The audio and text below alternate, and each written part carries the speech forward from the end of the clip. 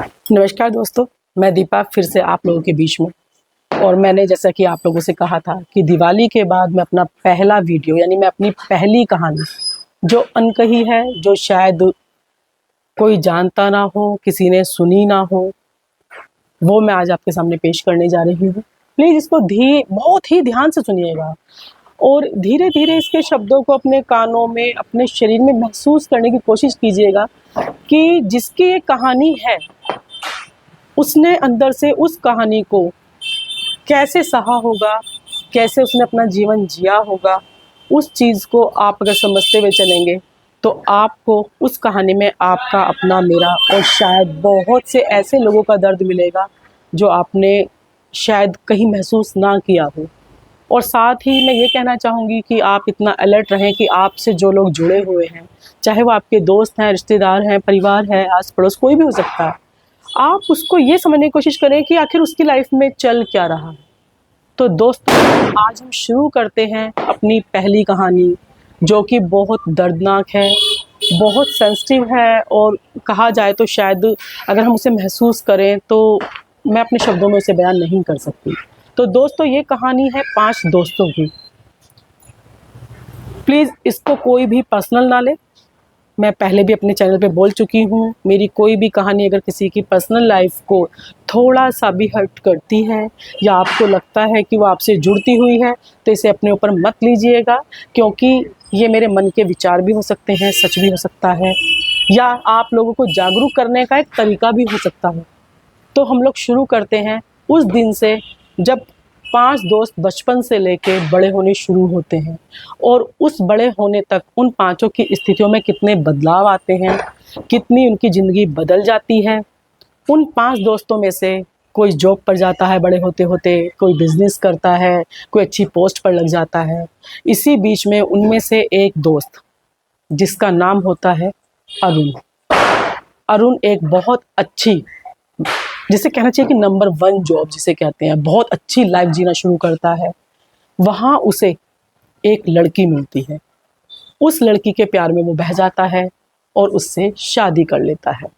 अरुण जो जो कि पहले से ही वेल सेटल्ड था और वेल सेटल्ड ही उसको लड़की मिली, तो उसका जीवन और अच्छा चलने लगा। बस परेशानी थी तो ये कि उस लड़की की और उसके परिवार वालों की आपस में नहीं निभ पाई। उसने परिवार वालों को छोड़ना ज़्यादा बेहतर समझा, क्योंकि उस लड़की के पीछे सिर्फ़ और सिर्फ़ उसका एक बीमार बाप था। उस लड़की का नाम प्रीति था। प्रीति ने अपने पापा से पूछकर अरुण से शादी की। शादी के बाद दोनों बहुत खुश रहने लगे। अरुण ने प्रीति के फादर को भी अपने साथ ही रखा। लेकिन जैसे-जैसे दिन बीतते गए, प्रीति ने एक बेटे को जन्म दिया और जन्म के 2 साल बाद जो प्रीति के सामने आया, वो बहुत ही भयानक था, बहुत ही साजिशपूर्ण था। शायद उसे पता ही नहीं चला कि वो कितने सालों से साजिश का शिकार थी। उसकी ये शादी एक साजिश के तहत थी।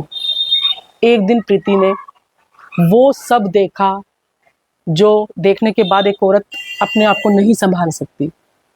अरुण की एक मुँह बोली बहन थी। वो मुँह बोली बहन उसके यहाँ अधिकतर आया जाया करती थी। उसके बच्चे भी उसके घर आया जाया करते थे। प्रीति और अरुण उन्हें वैसे ही रखते थे जैसे एक सगी बहन होती है। अरुण ने बहुत कोशिश की प्रीति को समझाने की कि ऐसा कुछ नहीं है जो तुम देख रही हो, जो तुम सोच रही हो। प्रीति ने 1-2 बार विश्वास किया, लेकिन वो अपने पापा से कुछ भी नहीं कह पाई, ना कुछ बता पाई कि कहीं उसके फादर कोई ऐसा सदमा ना ले बैठें कि उनकी जान चली जाए, या अगर उसने अरुण को छोड़ा तो फिर उसके फादर का क्या होगा। वो एक सामाजिक दिखावे में जीती रही।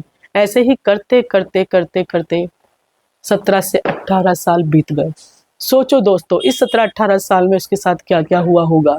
बहुत बार तो प्रीति ने उन दोनों को एक साथ बिस्तर पे भी देखा, लेकिन वो कुछ नहीं कर पाई। सिर्फ किस लिए? अपने फादर के लिए। आस-पास के समाज में उसे अपनी इज्जत भी रखनी थी, अपने बच्चों को भी देखना था, उनका फ्यूचर भी देखना था।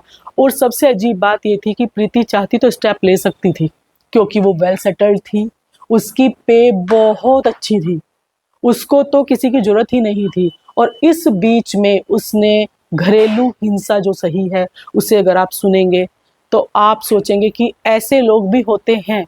उसी की नज़रों के सामने अरुण उस थर्ड पर्सन से चैटिंग भी करता था, उल जलूल हरकतें भी होती थी, उल जलूल बातें भी होती थी, और वो प्रीति के फेस पर 2 चांटे मार के उसको बोल देता था अपना फेस उधर कीजिए।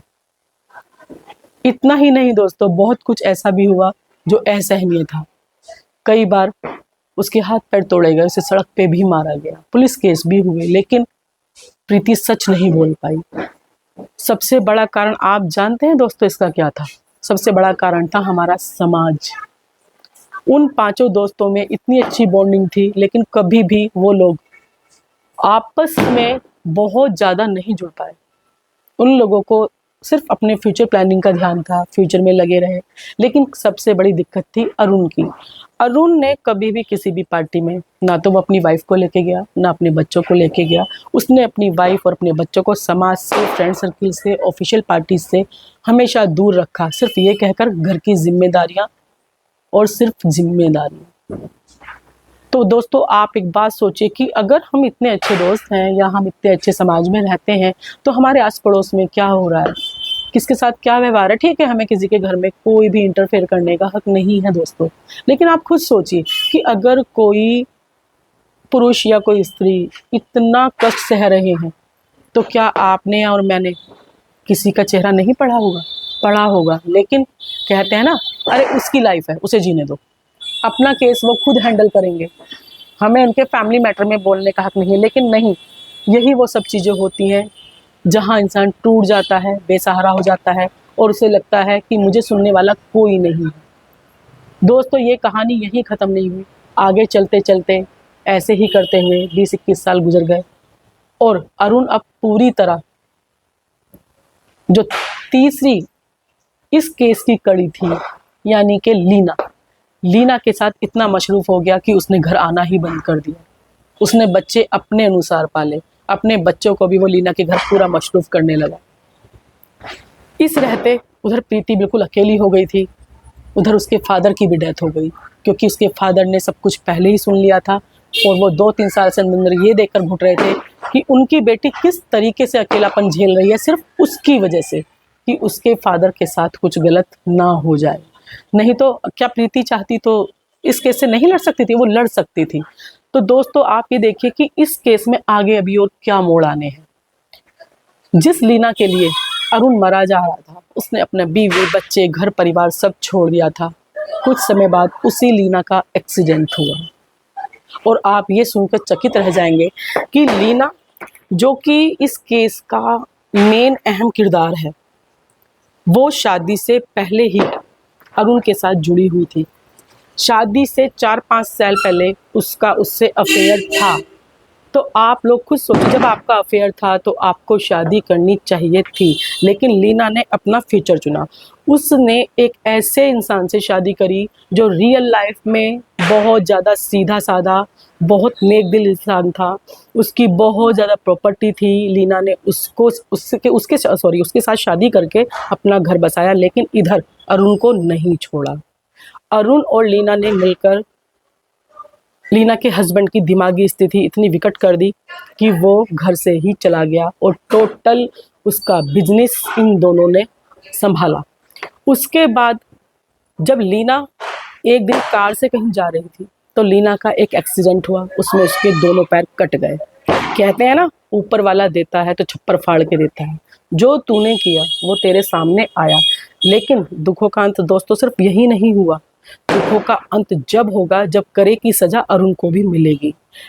ऐसा करने के बाद लीना को लगने लगा कि अब मेरे साथ कुछ गलत हो रहा है और अब मुझे कोई डिसीजन लेने पड़ेंगे। तो लीना ने अपने हस्बैंड से मिलकर उसकी जितनी भी प्रॉपर्टी थी, उसका जितना भी एम्पायर था, जो भी कुछ था, उसने वो सब अपने दोनों बच्चों के नाम कर दिया। उसमें अरुण का भी काफ़ी पैसा शायद लगा हुआ था।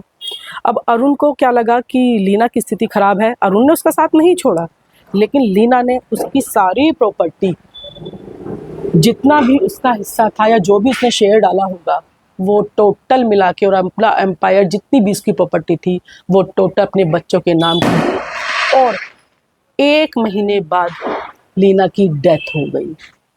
अब सोचे दोस्तों, जिस इंसान ने जिस लीना के लिए अपना परिवार, अपना संसार, घर सब कुछ बर्बाद कर लिया, आज उसके हाथ जो भी प्रॉपर्टी से जुड़ी कुछ नहीं था। उस चीज़ को भी छोड़िए दोस्तों। अब आप एक बात बताइए, आपने अपनी पत्नी, अपने बच्चों को छोड़ के उसको खुश करने के लिए या उसको सहारा देने के लिए सब कुछ किया, अपने ज़िंदगी के 21-22 साल खराब किए, आपके हाथ क्या लगा? और सबसे हंसी की बात दोस्तों, अगर देखा जाए तो आज वो कहीं मारा मारा फिर रहा होगा या उसे अपने घर में कोई बिठाना पसंद नहीं करेगा, क्योंकि उसकी पोल सब जगह खुल चुकी थी, सब जगह जान चुके थे कि ये अरुण नाम का आदमी कैरेक्टर लूज है और इसको अपनी बीवी बच्चों पे कोई तरस नहीं आता है। वो कई बार अपनी बीवी के साथ घरेलू कलेश कर चुका था, मारपीट लड़ाई झगड़े कर चुका था, एक राक्षस प्रवृत्ति उसके अंदर आ चुकी थी। लेकिन दोस्तों, गलती हम लोगों की है, गलती आप लोगों की है, जो लोग ये देखते हैं और वो चुप रहते हैं सिर्फ ये सोचकर मियाँ बीवी का आपसी झगड़ा है, सुलझ जाएगा। लेकिन ये गलत है।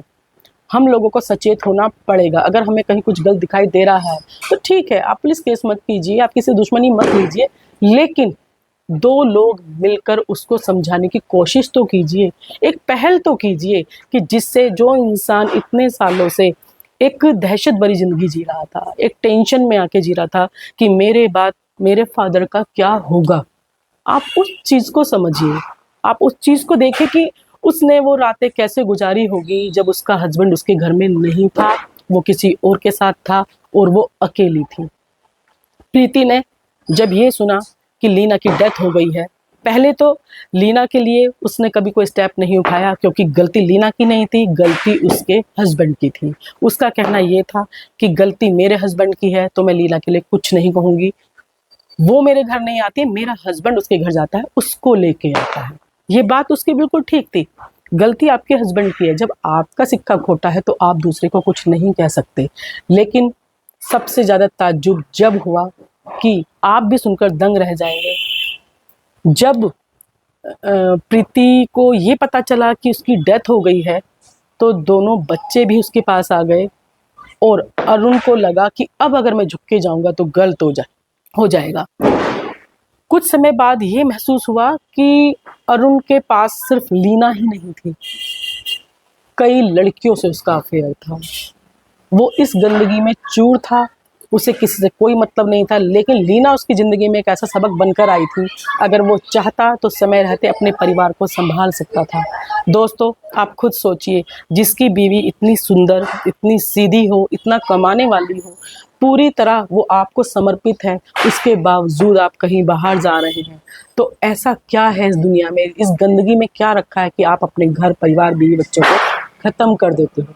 सबसे बड़ी बात, उसने प्रीति को हमेशा एक कैदी की तरह रखा।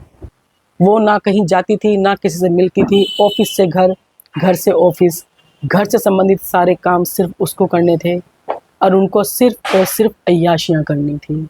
आज भी लीना अब अपने बच्चों में खुश होगी, लेकिन अरुण आज भी, कहते हैं ना, धोबी का कुत्ता घर का ना घाट का, तो उसका हर्ष ये हुआ।